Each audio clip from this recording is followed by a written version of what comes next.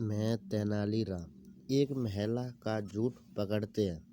एक महिला दरबार में सभी को बेवकूफ़ बना रही थी और उसका झूठ तेनालीराम पकड़ते हैं। महिला क्या झूठ बोल रही थी और तेनालीराम उसका झूठ कैसे पकड़ते हैं, ये सब जानने के लिए आपको पढ़नी पड़ेगी एक कहानी।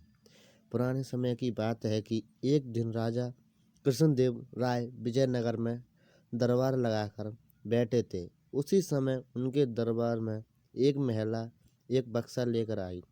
उस बक्से में एक मखमली सुंदर साड़ी थी। महिला बक्से में से साड़ी निकालकर दरबार में उपस्थित सभी दरबारियों को और राजा को साड़ी दिखाने लगी।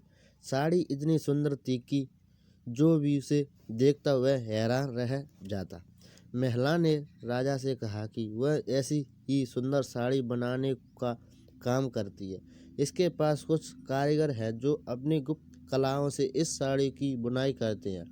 उस महिला ने राजा से निवेदन किया कि अगर वो उसे कुछ पैसे दे दे तो वह उनके लिए भी बिल्कुल ऐसी ही साड़ी बना सकते हैं। राजा कृष्णदेव राव ने महिला की बात मान ली और उसे पैसे दे दिए।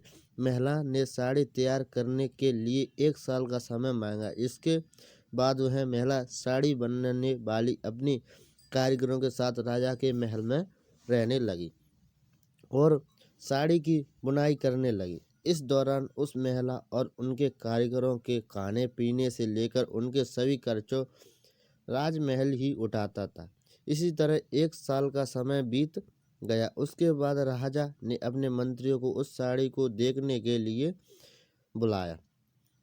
उस महिला के पास भेजा। जब मंत्री कारीगर के पास गए तो वह देखकर हैरान रह गए, क्योंकि वह 2 कारीगर बना किसी धागे या कपड़े से कुछ बुन रहे थे।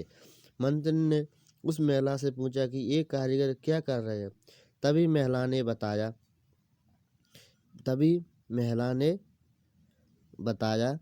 कि यह साड़ी सिर्फ वही लोग देख सकते हैं जिन्हें आज तक कोई भी पाप ना किया है और जिसका मन पूरी तरह साफ हो।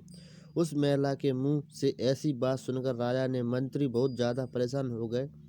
उन्होंने बहाना बनाते हुए उस महिला से कहा कि उन्हें वह साड़ी देख ली है और वो वहाँ से चले गए। राजा के पास वापस आकर मंत्रियों ने कहा कि महाराज, हमने वह साड़ी देख ली है और वह बहुत ही सुंदर है।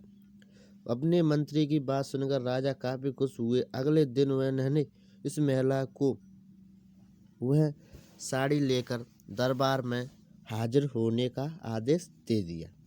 वह महिला एक बक्सा लिए हुए अपने कारीगरों के साथ अगले दिन दरबार में आ गई। उसने दरबार में बक्सा खोला और सबको साड़ी दिखाने लगी। लेकिन यह क्या, दरबार में बैठे सभी लोग बहुत हैरान हुए, क्योंकि राजा के पास किसी भी दरबारी को साड़ी नहीं दिखाई दे रही थी। महिला ने कहा कि ये सब देखकर सिर्फ उसी तेनालीराम ने देगी जिसने राजा के कान में कोई पाप न किया हो। ये महिला और जिसका मन झूठ बोल। महिला की इस बात को सभी को बेवकूफ तेनालीराम के मन में एक इसके बाद तेनालीराम ने उस महिला से कहा, राजा चाहते हैं कि आप खुद उस साड़ी को पहनकर दरबार में आओ और दरबार में वह साड़ी दिखा। बैठे किसी भी दरबारी को ये साड़ी दिखाई नहीं मांगने लगी। उसने राजा को सब कुछ सच बता दिया। महिला ने कहा कि उसने कोई साड़ी नहीं बनाई, वह सभी को बेवकूफ़ बना रही थी। उस महिला की बात सुनकर राजा को बहुत गुस्सा आया। उसने उसे जेल में डालने की सज़ा सुनाई।